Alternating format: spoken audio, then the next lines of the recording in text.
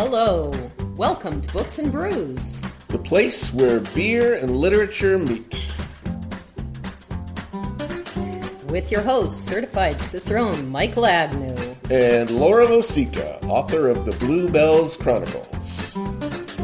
Each month we invite a guest author to read their words and talk about writing while sipping beers specially paired with their work. Today's guests are Cynthia Kraack and Joseph Tachovsky. So sit back, pop a cold one, and dive into some books and brews. Right now we are like 2 seconds in, almost 4. Okay, so we are ready to go, and I never remember what episode we're on. So I believe we are on episode number 23. 23. Wow, we're close to 2 years now. Because, right. Our first podcast was in April that year with Lauren Mimi, and he was writing ghost stories. So we had done, just to refresh, our 38 million listeners, we actually started at AM 950. What year was that? 2017? Something like that. Yeah, the years fly. I think it was January 2017. So we did I think we did 6 there, and then we did 4 Books and Brews Live at Barnes & Noble, and we are now up to 23. So technically, you two are our 33rd interview. Thank you. Yeah, it's lucky 33 or something. Right. It's good. Good. How's your month been, Michael? Boring as usual. With the COVID, not much going on. Banjo. Still playing banjo, and I had a great discovery, and this is probably like old news to you as a music teacher. Yeah. But I was reading, so I'm most of the way through the book that I'm using to teach myself. Mm-hmm. And at the point I'm at, all of a sudden there's a page of rehearsal tips or practice tips. Now, why that wasn't at the beginning, I don't know. That would seem like a good place to put it. But it's right in the middle of the book. And one of them was speed kills, because, banjo is usually played really fast. And so, I'm trying to play fast, and I've only been playing for a year, so I can't play fast. But he said, speed kills. If you want to play something fast, play it really slow first, and then play it fast. Actually, I have an entire assignment book that I created for my students based on that premise. And I have it like on page 1. Start slow, small sections, lots of repetition. And the entire book is designed for them to keep track of it. And those who use the system, which is not as many as I'd like, but those who use it really learn much faster. Well, that's kind of how this book is put together. When you learn a song, you learn like chunks, and then string those chunks together. Yep, that's good. And so now I'm starting my practice. When I practice, I play everything really slow. Even my warm-ups at the beginning, I play them really slow. And then at the very end, go back and play all the songs at the fastest speed I can. And it's remarkable what happens. There's the really cool story that I sometimes tell my students to emphasize this point, and it's about a writer. I'm sorry, there's beautiful snow coming down outside and distracted and coming down in the fir tree. It's like a Courier Knives out there. I read a story a long time ago about a writer who was so excited to find out that she was going to be in a hotel room above Yo-Yo Ma. And so she was really excited, expecting to hear all this incredible practice of all these amazing pieces. And she woke up in the morning to hear, da, da, scales, really slow, ridiculous slow scales. And she said he practiced about 10 hours a day and started off slow every single day. And this is a world-class musician. I used to live in Chicago. My first apartment in Chicago, there was a classical violinist that moved in below us, below us once. And he would practice several hours a day, playing scales over and over and over and over again. And I cannot tell you how annoying that got. And then what was great, after he would practice, he would run on his treadmill. And when he would run on his treadmill, the whole building would shake. So our apartment's like, and I don't know, he was out of shape or something, because he'd be on the treadmill and be like,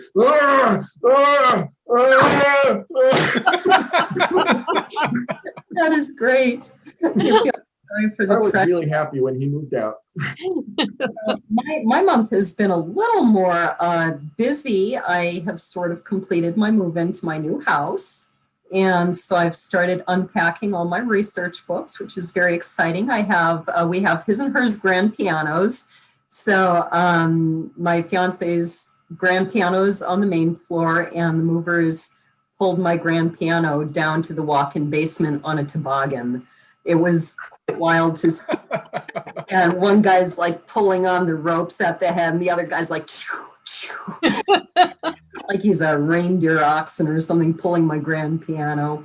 So they were having fun with that. And my son and my grandson both had a birthday on the same day. So we had a birthday party. And I am in the process of applying to be a fellow of the Society of Antiquaries of Scotland.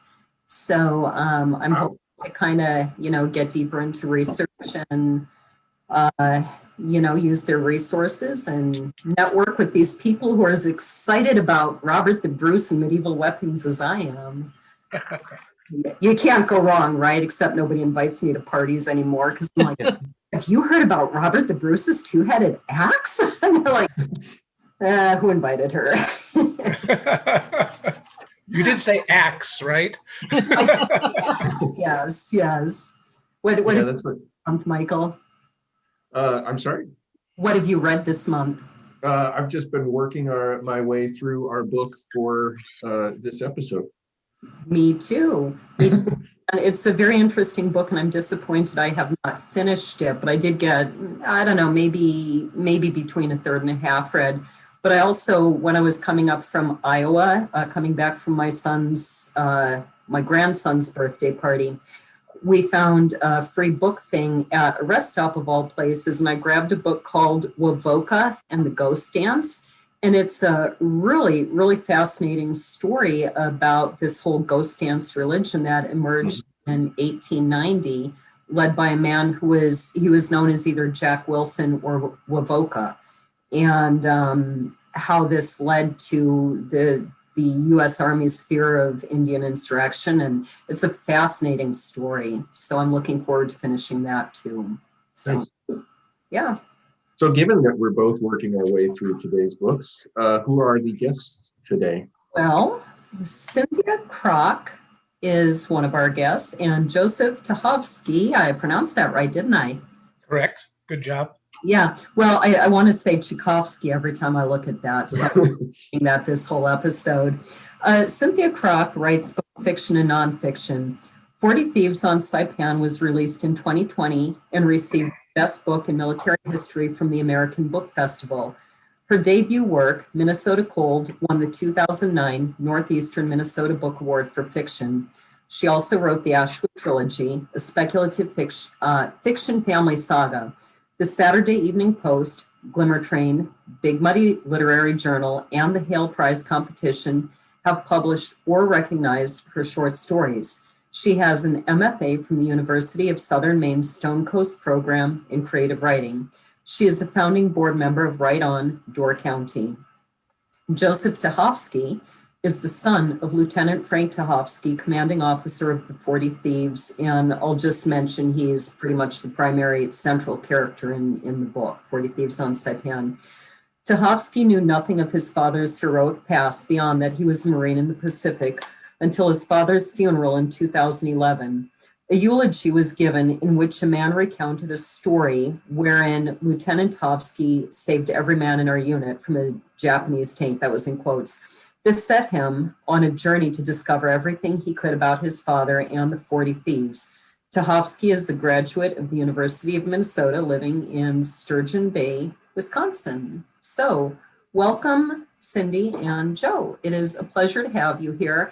And I want to thank you, by the way, for our 38 million listeners. We were actually scheduled to interview Cindy and Joe last month, but they very graciously switched since this month's interviewee was supposed to be the person who wrote about love.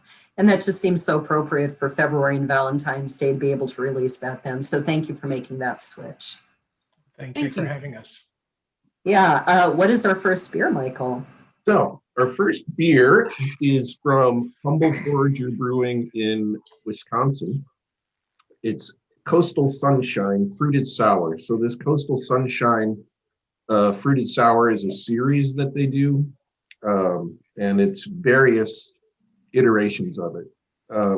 I have not had this iteration until right now. The last one I had was mango, and it was like drinking mango juice. It was actually really delicious, almost thick like mango juice, like mango puree. This one is with pink dragon fruit, passion fruit, and soursop. The reason I chose this for this first reading is one of the things that stood out to me in this first reading was just the descriptions of the hot, still jungle. And so I wanted something that kind of screamed tropical, screamed jungle, hot, still jungle flavors, and that maybe would be refreshing in a hot, still jungle. It doesn't quite fit the tension of the reading, but it fits the place of the reading. The location. So that was the thought process behind choosing this beer. This does not look like any beer I have ever in my life. Oh, Wow. you've had beers that are this color. I've poured you beers that are this color. Really? This is a bright red, I should say. Right. Pink foam, pretty pink foam. What beer did you pour me that was bright red? I don't remember that. We had Founders Rubaeus Okay. for some reading that was intended to represent blood. Okay. I that was Laura Nemi's actually, the carpet that craved blood. Yeah, it might have been. That sounds like a perfect match for that. So I am going to have to go back and listen to that episode. But yes, this is unique. So for those who are listening, yes, it is bright red. It almost looks like Kool-Aid or punch. So cheers. Cheers. Cheers.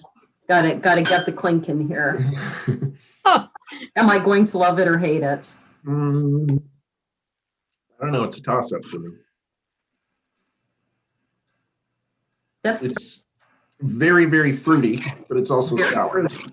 Yeah, the word sour kind of scared me, and I can definitely taste the sour, but there is something a little bit compelling about it too. Oh, it's delicious. I find it really delicious. Okay, I compare this to eating. There was a place called, in fact, I think there is still a place called Origami in Uptown, a restaurant. Yeah. And they serve what I call the drunken squid. And stuff. It's like fermented or something, and it's squid. It's these thin slices, and when I eat it, every piece is like, that's kind of weird. It's kind of gross. More. And Chris and I would sit there and eat like 3 bowls of the stuff. And every bite, we're like, this is kind of gross, but we want more. That's kind of what this is. I will tell you, having a Japanese girlfriend, the Japanese have a lot of really kind of stinky, slimy, fermented foods. Oh my gosh. And I man, love they're that. delicious. We were devastated when we went back one night and it was no longer on the menu. We're like, where are we going to get this stuff? Nobody makes it. So we are ready for our first reading, which Joe is going to read, and it is entitled For Woodpeckers. June 21st, 1944, Saipan. Everybody knew it was a bad idea, and everybody knew what to expect being sent out miles ahead of the front lines into heavy jungle. 18-year-old scout sniper Bobby Jean Smots had heard his buddies joke about it. The guys who'd survived Guadalcanal and Tarawa would wisecrack, the third time's the charm. Saipan being just his second combat, Smots felt invincible. He'd go anywhere he was told, and he'd do anything he was told. And each time his name got called for a mission, he was aware of what could happen. Somebody could get killed. But not him, never him. The rough and tumble young Okie could take care of himself. Growing up on the Osage Reservation, he'd been taught to track, hunt, and shoot from the time he could hold a rifle. But as the sun set on June 21st, 1944, Smots sat sleepless in his foxhole, a bad feeling in his gut. That afternoon, he overheard his Aries-like corporal say to another squad leader, "We've been lucky so far. all of us, but we aren't supermen. Tomorrow, we may not be so lucky. Morning dawned on June 22nd, 1944, and a red morning sky backlit the foreboding pitch-black peaks of Tipo Pale, whose hulking mass of barbed coral, jagged brush, and thick foliage provided countless hiding spots for the Japanese and their woodpeckers, the Marines' nickname for the Imperial Army's Type 92 heavy machine gun. With a staccato pecking sound, it could cut a man in half in a matter of seconds. Smuts had seen it happen. At 0600, the push for the mountain began. Throughout the morning, Marine line troops methodically progressed toward Tipo Pale, bypassing pockets of stiff resistance. Cleaning out those trouble spots, a task considered to be one of the most dangerous jobs in the Corps, fell to the 6th Regiment Scout Sniper Platoon, the elite of the elite, hand-picked from hundreds of volunteers. The leader of the 40-man unit had specifically chosen men with brig time. If a man had spent any office hours for brawling, the platoon's lieutenant explained, or had a black mark on his record for being in fights, that showed he'd been in trouble and could handle himself. The guy that wins the fight is thrown in the brig. The other guy goes to the infirmary. The guy in the brig is the kind of guy I want. To his superiors, Smuts had adamantly professed innocence for his role in clearing out a bar full of doggies and swabbies during an earlier stationing in New Zealand, but when asked about his brig time during a scout sniper interview, he found it tough not to smile while replying, "No comment." On Saipan, Smuts frequently got tagged to be on point during missions because of his uncanny sense of smell honed back home on the Osage Reservation. The Japanese fighters had a distinct odor he could track. Not foul, just distinctive. So in the deep, dense jungle, when the hot, thick air was still, Smuts knew. But today, with a steady breeze rustling leaves, this sensory skill would be of no help. At 12:32, Smuts led the scout snipers up a dirt road that snaked its way along the base of Tipo Pale.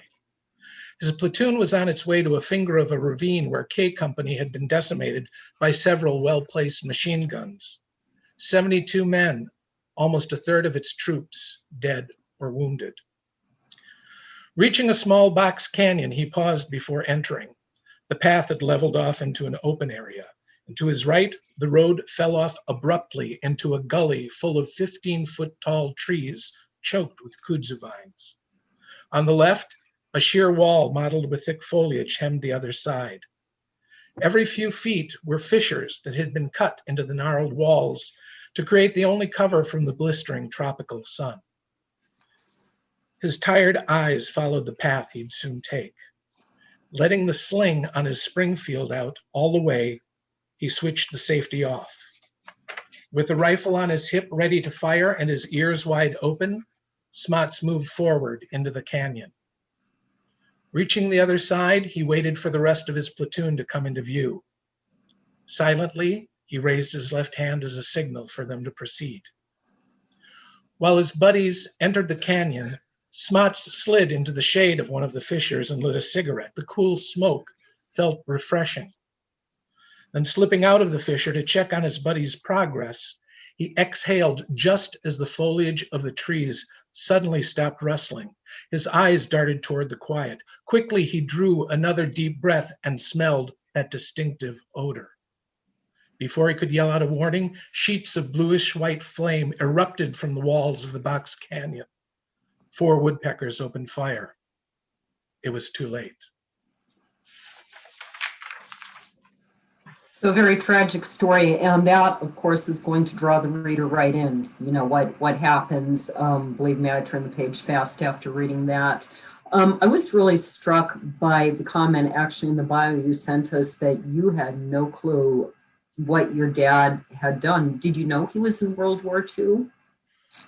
Obviously, it was apparent that he was a Marine in the Pacific during World War II, but he never spoke of anything that had to do with the war unless he was looking at old photographs, and he might say something in passing.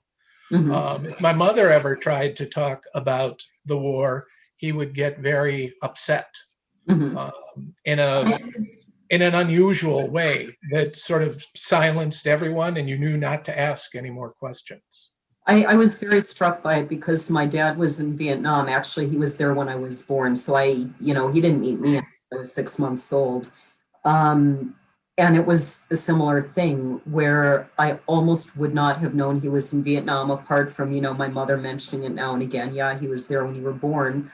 And at one point we found a box full of things that he had brought from Vietnam that, including like a cartoon drawing he had done of Snoopy saying war is hell, drinking his beer.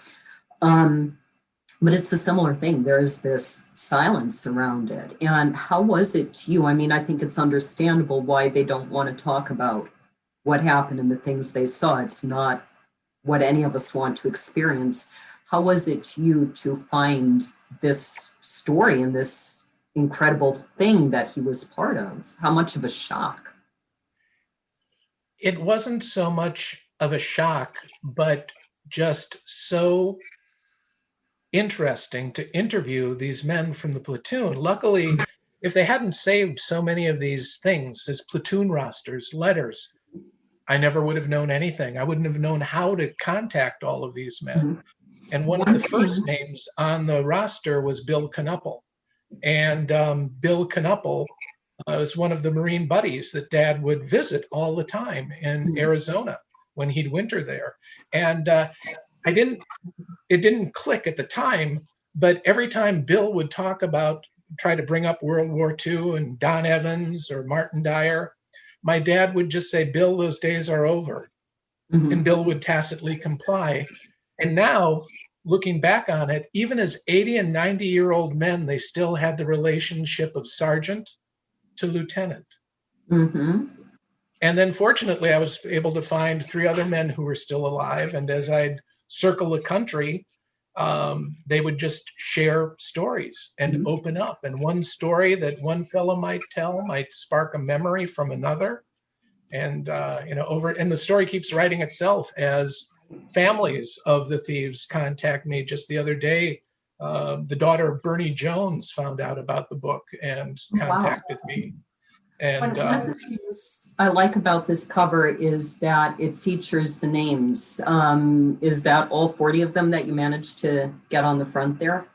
There are 38 there. There are 2 that were handwritten in, sort of not wanting to give the plot away, but and it'll be in the next reading.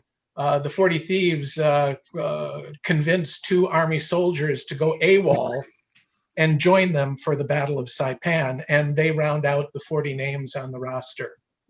I enjoyed that reading a lot.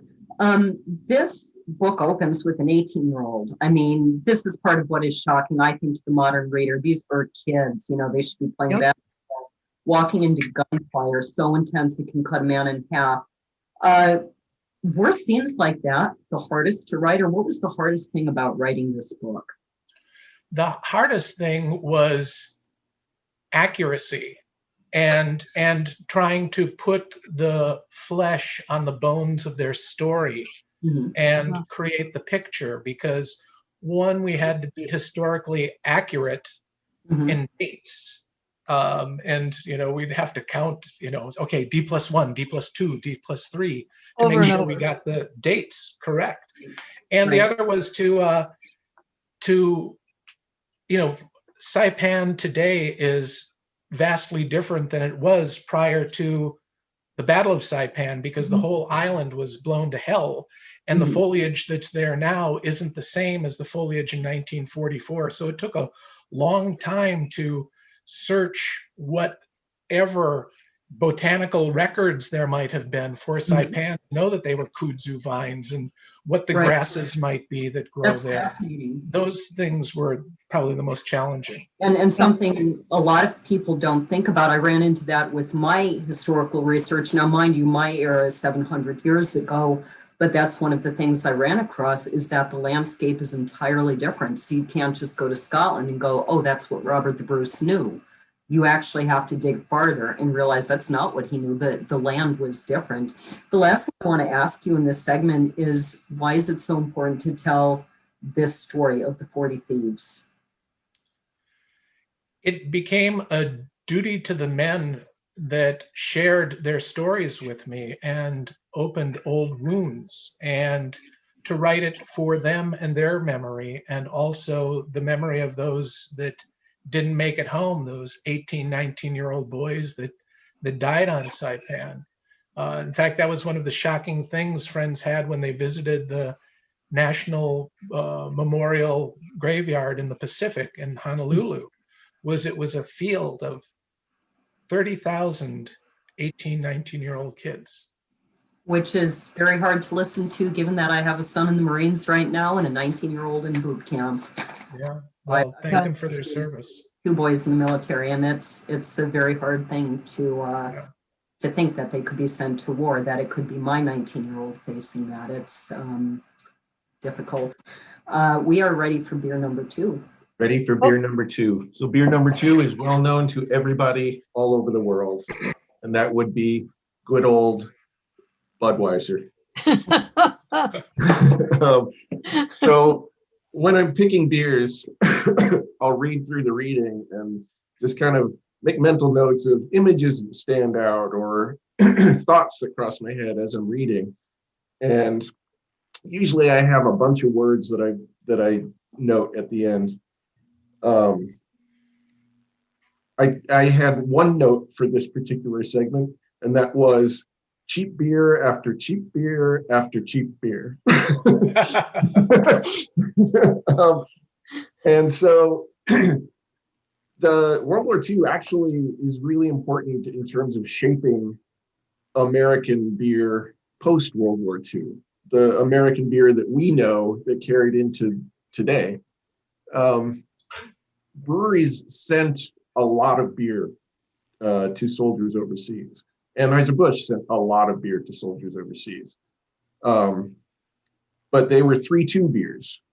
So they were much lighter. So pre-World War II, American lagers were much fuller, much richer, more akin to Pilsners, like real Pilsners, Bohemian Pilsners, or German Pilsners. They were fuller bodied, more flavorful. But soldiers in the war became accustomed to and liked these much lighter beers that were shipped over there, and wanted that when they came home. And so that kind of became the thing that breweries started making, and that is why American lagers are now so light and I'll say it, flavorless. So that was, when I was thinking about this piece, that was an important bit of history to me. I wanted to actually pour a 3-2 beer, since that's what they would have had. But when I looked at 3-2 beers in the grocery store, I had the choice of a 12-pack of Miller Lite or 2 low alcohol IPAs. It's like, I don't want a 12-pack of Miller Lite, and IPA is not appropriate. So I went with Budweiser, which is only slightly higher alcohol than a 3-2. One interesting note on that 3.2%, everybody derives the 3-2 beer. There are 2 ways to measure alcohol content. One is by weight, one is by volume. All of us use ABV, alcohol by volume. The state uses ABW, alcohol by weight. They are not equivalent. So 3.2 alcohol by weight is actually 4% by volume. So all these 3-2 beers that people, scream about because they're low alcohol, they're actually 4%, and they're about the same alcohol level as a normal American lager, just slightly lower. All right. Interesting. So Michael, one of the things we discovered is that the troops who were out in the fields and couldn't really get a Christmas holiday, at a USO place or something, were given like an orange and a can of beer. Yep. Merry Christmas. There you go.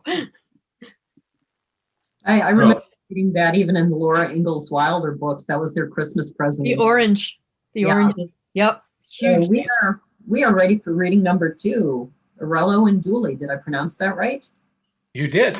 All right. So before the Thieves shipped out for Saipan, they had one last opportunity to go ashore in Honolulu. So this is chapter 14, titled Arello and Duley. Evans and Knuppel, who had $7 between them, started off for nowhere in particular until it occurred to Evans that his high school buddies, Arello and Duley, might be at the Army's Schofield Barracks.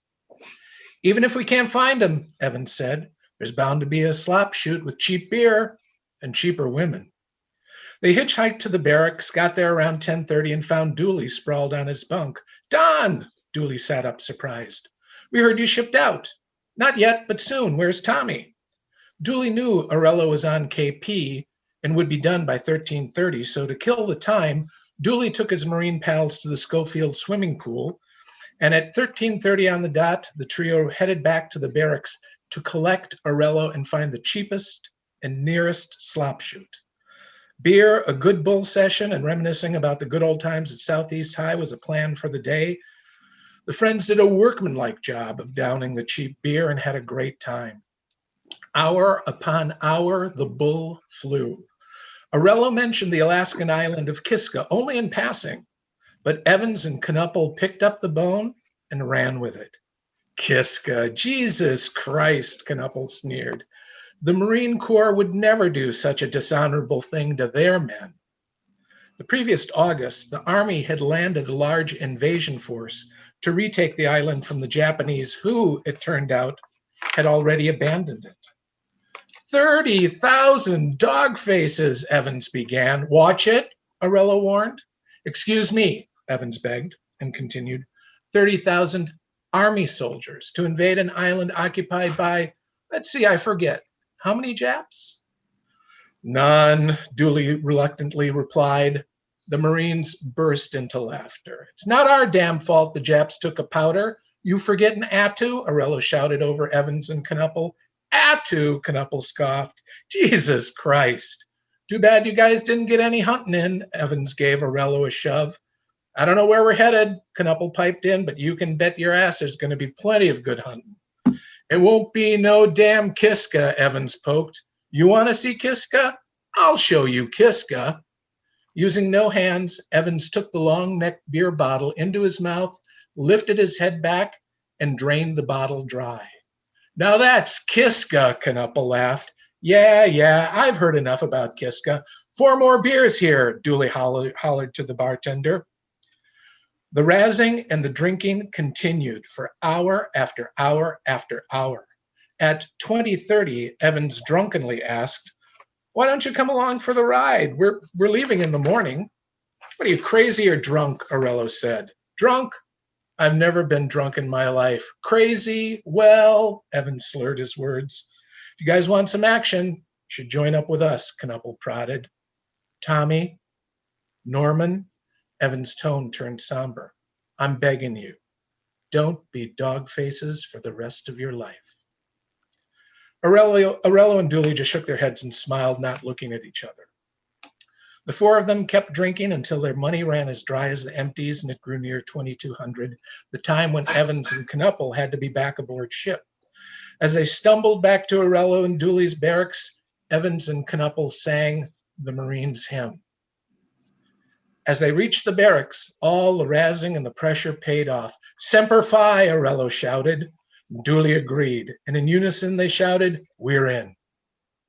They told only a few of their closest Army buddies what they were doing. They didn't want anyone to think that they were going AWOL out of cowardice. Their suntan Army khakis were similar to Marine uniforms, except for the red braid on their caps and the 7th Army patches on their shoulders. Evans and Knuppel took out their Boy Scout knives and went to work, one on Arello, the other on Duley, clumsily cutting the braid and patches off. One last finishing touch added to the disguise, Knuppel and Evans took Marine Corps emblems off their own shirt collars and put them on the Army hats. With Arello and Duley transformed into Marines, they left Schofield Barracks for the ship. Getting the 2 recruits past the sentries monitoring the gangplank might be tricky, but as the hour marking the end of liberty approached, a lot of besotted traffic stumbled on board. The 4 marched up the plank, just more drunken Marines. Knuppel and Evans beamed with pride. absconding with the 2 army soldiers outdid Borowski's jeep, stealing the pig, and any amount of booze and sundries the platoon had stolen to date. I love this reading. It's kind of a refreshing light moment and, some very difficult situations and scenes. I've lived a very straight as narrow sort of a life, and yet I love these guys. They're breaking rules all over the place. They're rule breakers by definition. That's kind of why they were chosen for this. And they're stealing generals' jeeps throughout this book. They're stealing the alcohol set aside for the officers. They do their laundry. I love this one where they do their laundry by stealing somebody else's clean laundry off the line and leaving their own dirty stuff. That was a great scene. But they're literally stealing the Army's men now. I mean, this takes... Are they so used to not getting caught that they just thought 2 extra Marines would never be noticed? Well, no, they wouldn't be noticed. But Marines of World War II in general were notorious thieves because they were the poorest equipped branch of service. Mm-hmm. In fact, during the Guadalcanal, their first engagement with the Imperial Army, they were equipped with rations, weapons, and uniforms that were left over from World War I. That really brings up an interesting point that I also had noted in this, that there is this rivalry and these stereotypes between the branches. And we really see it here where they're calling each other dog faces and they have their names. I mean, my son, of course, tells the joke, the Marine does 99 push-ups and the Army guy shows up to do the 100th. My dad, I grew up in the Air Force and he is very when I joined the Army, he was not happy. We are not that type of a family. We don't do Army. The Air Force is the branch. It's the only good branch, Why did your dad pick the Marines over all the others? Well, he had a football scholarship at UCLA and was traveling out there, and the bus that was going to take them there broke down, so he showed up late and he couldn't get on the team. Wow. So he migrant worked up and down the Pacific coast and ended up in San Francisco in July of 1937, perhaps. And he had no money and he was penniless. And the Marines were offering a $10 enlistment bonus. Wow. So and that's a lot of money back in those days. Yes. So it would be almost a third of a month's salary, perhaps. Mm-hmm. And he kept $5 for himself and sent $5 home to his mom. Wow, that's an amazing story. Great story. Those life turns on a dime, I'm curious, of the 4 men mentioned in these, did you meet any of them personally and interview them? Oh, you mean Strombo and Smots and Mullins and Knuckle? Yeah, the 4 who were in this scene, Arello and Duley and... Oh, well, Knuckle, yes. Oh. Okay. I don't know if you want me to be a buzzkill. I could tell what happened to 2 of the other men. Norman Dooley went on to be a psychiatric doctor in Flagstaff, and he established the first psychiatric practice there in 1966. What I had 2 questions about these, maybe 3. So no, 2 more. Like I said, these guys are they're engaging, they're funny. You want to know them because they're kind of laughing at life, even when they're facing this very serious situation. What was their personality like as old men? Were they still like that? Certainly Roscoe Mullins was. Mm-hmm. He was still full of vinegar. I forget what happened, something maybe with the Al-Qaeda. He said to me, maybe Marvin and I should re-enlist. We could get that solved in a day. One of the interesting parts is how these guys' mothers still viewed them as their boys. I bet. And yet here these guys were, living as men and warriors. So that was interesting. I have another question for Joe. I was kind of curious as I read this scene myself and as I listened to you read it. Arello and Duley, do you think, or did they tell you personally, did they join the Marines, the 40 Thieves, because they really, wanted to, thought they were the best, or was it more that they were so drunk they didn't know what they were doing? Arello, Duley, and Evans were such good friends. Mhm. And Arello and Duley, they hadn't seen Evans, and well, they'd hang out with them all the time during training, and they'd even participate in some of Don's training. So Mhm. they were almost like two of the thieves already, because when they'd visit him while they were in training. And I suppose just being drunk, they decided to go ahead and be with Don. Being drunk always leads to good decisions, right? We're ready for beer number 3. Ready for beer number 3. So beer number 3 is North Coast Brewing out of Oregon. Their Old Rasputin Imperial Stout. I'm just sipping this now, and I've forgotten how great this beer is. It's been a while since I've had it. I chose this, an Imperial Stout, because kind of hanging over this entire last reading is this dark premonition of death. And so I wanted to just convey that. So I wanted something dark and heavy to go along with that. So that's the basic premise behind this pairing. It also occurred to me afterwards that Rasputin was like a spiritualist and a prognosticator. So that's a side note that I didn't occur to me when I chose this beer, but it's there. But mainly it was just the darkness and heavy kind of hanging over everything. Cheers. You'll like this one a lot. I can guarantee it. You notice I poured very little of the Budweiser and quite a lot of it. You like the big, heavy, malty ones. That's right, I tend to. So, Cindy, I believe you are going to read Right. and Premonitions. Right. So this is actually a 2-part reading. One part is on the ship to Saipan, roughly June 14th, and the second part is 2 weeks later during the battle. For Martin Dwyer and Marvin Strombo, the night before the invasion of Saipan began like every other night. The two waited until all the lights went out, and then they talked in whispers about nothing much. Through the darkness, Strombo watched Dyer cover his head with the blanket so that just a little bit of his face could be seen. He brought up a difficult topic. He wasn't necessarily ashamed, just a little reticent to talk about fear. Some guys can handle fear and some can't. You know, all of life is managing fear. Dyer told Strombo about his first time in battle on Guadalcanal. I was a tough kid, and I thought nothing could scare me. But I shamed myself on the canal. I didn't perform too good. I got scared. Fear got the best of me, and I froze. I almost got other guys killed. Dyer grew quiet. Strombo broke his silence. Hey, we all get scared. I got scared before Tarawa. Yeah, but I acted like a coward, Dyer confided. I did all right on Tarawa. I'll do better on Saipan. Hey, just because you're scared doesn't mean you're a coward, Strombo said. Lots of guys get scared. You'd be crazy not to get a little scared, I guess. I won't be scared, Dyer stated. There's nothing to be afraid of anymore, and I won't be a coward.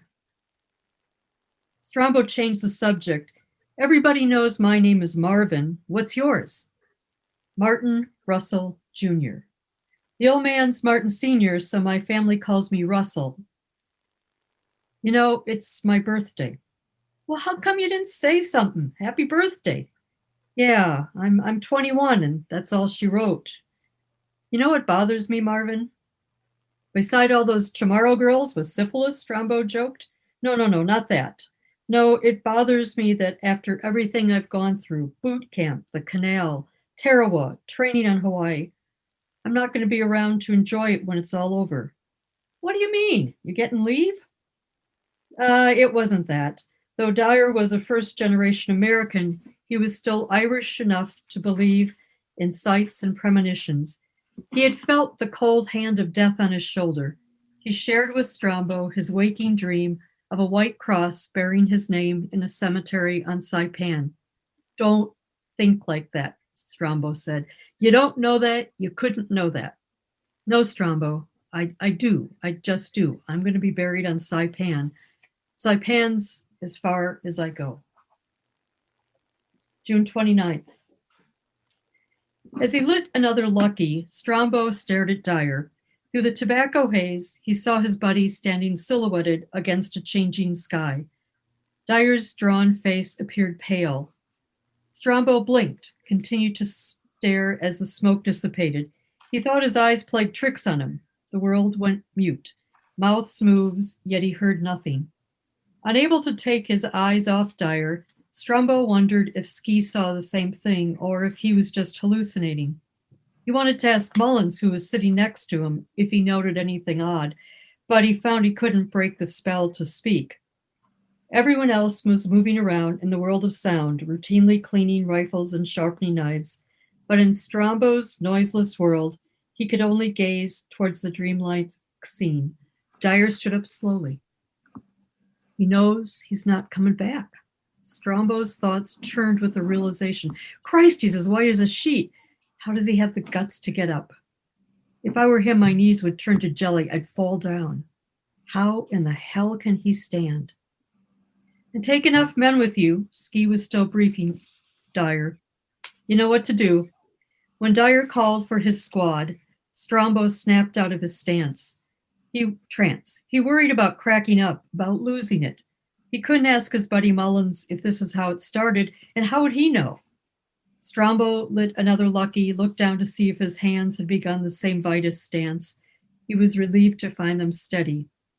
Mullins, part of Dyer's squad, rose to head out. See you, Marvin J. He gave Strombo a tap on the head. Strombo calmed at the sound of his buddy's voice. Dyer directed his men. Before leaving, he looked at Strombo one last time. As their eyes met, it happened again. No sound. The ash and Dyer pointed in Strombo's direction. Thinking he was pointing at someone behind him, Strombo turned to look, but there was no one there. As he turned back around to meet Dyer's stare, time froze. The exchange lasted only a second, but Strombo, it seemed a lifetime. He understood. The cold fingers of death that Dyer had spoken about aboard the ship had come for him. Dyer nodded, held up his right hand to Strombo in a sort of salute. He was saying goodbye. I could never do what he's doing. He's the bravest man I know, Strombo thought as he watched Dyer disappear. Very hard to listen to again. I think about the 21-year-olds I knew in college. They were going to frat parties and dancing on the bar and the Rathskill or whatever we called it on college, on the campus. Mm-hmm. It's hard to listen to given that my sixth child, which would be my fourth son, turned 21 literally a week ago. And these young men are so different from what we think of today, yeah. 21-year-olds.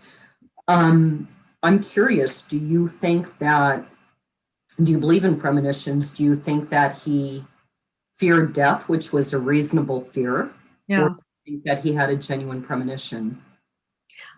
I actually do believe a bit in premonitions. So I'm kind of where Strombo is about how is he standing? How is he dealing with this?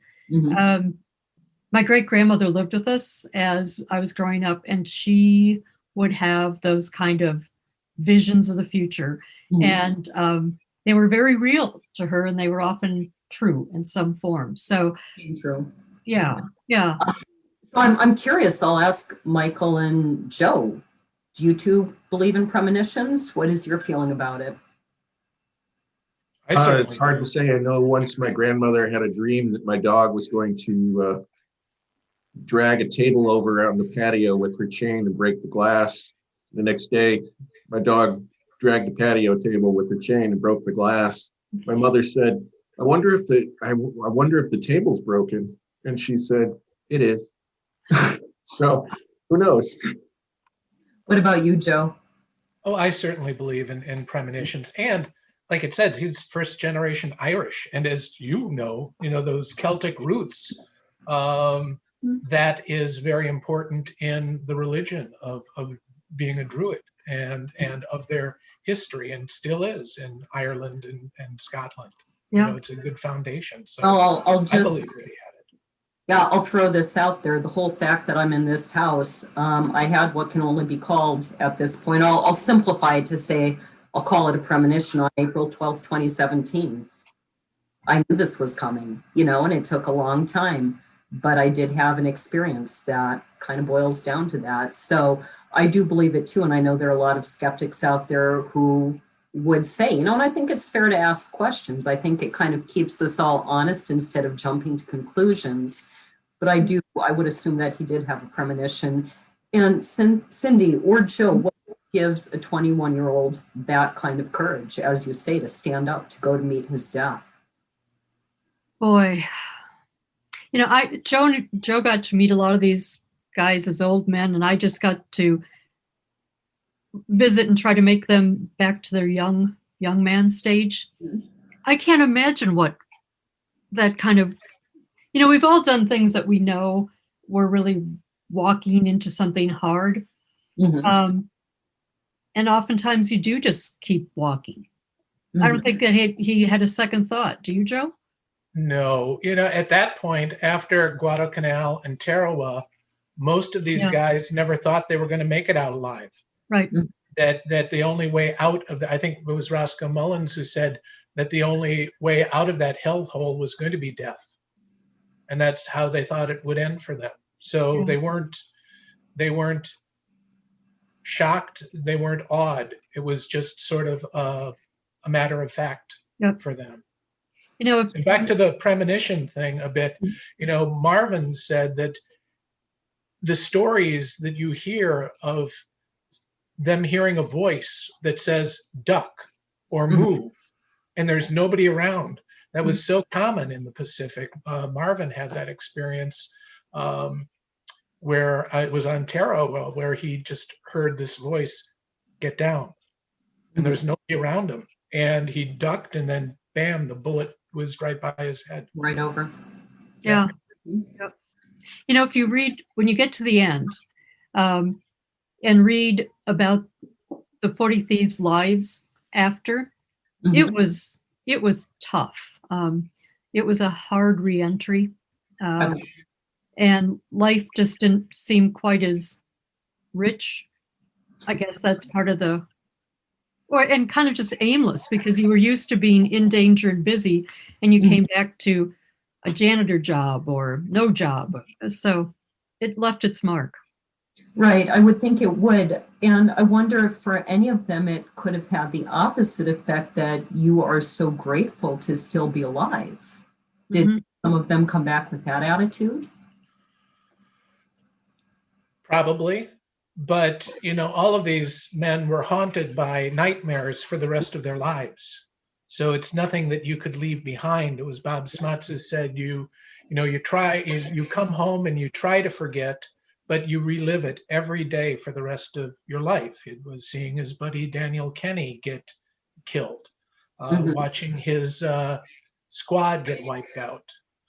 His wife Alma told me very early on in my visits that how good it was that Bob had somebody to talk to. And she told me about her first time as a bride, 19-year-old girl. And she'd wake up at night to Bob choking her. Oh my. Because he was having his nightmare where he's in hand-to-hand combat with the Japanese. Like, if you're a 19-year-old, how do you explain that to a young bride? How does a young bride understand these things? Right. So many of these men, went through multiple wives after the war. One of the fellows in the platoon, he had a wife and child when he left for war, and when he came home, he wasn't home a month, and they both left in the middle of the night, never to be heard from again. And it's a hard thing now. As I said, my dad was in Vietnam when I was born, and I had, when I was at Lawrence University in the trombone studio, one of the other guys, actually the year below me, but in the trombone studio, his dad had also been in Vietnam, or actually, I'm sorry, it was his girlfriend's dad. But he and I had some discussions even about how that affects the children. I mean, these things carry down through generations. Yeah. I absolutely believe that my family life would be different had my dad not been in Vietnam.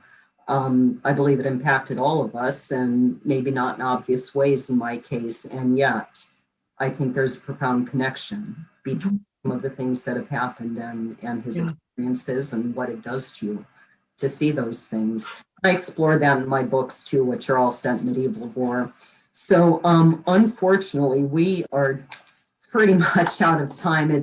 I wish we had like 2 hours. There are so many things I would like to talk about. Cindy and Joe, where can we find each of you? Cindy, what are your links? Oh, Cynthia at Cynthia Kraack, and that's KRAACK.com. And I also have a Facebook page, Cynthia Kraack author. Those would be good ones to start. Okay, and they'll take people to the rest of your things, I assume. Right, yes, yep. And Joe, where can people find you? Well, 40 Thieves, Saipan.com is our website. All of our press is listed there on the site. This will be too when it airs. We also have a Facebook page, and I do some Instagram posting as well. And it's 40 Thieves, not spelled out 40, but 40 Okay, 40 Thieves. Yep.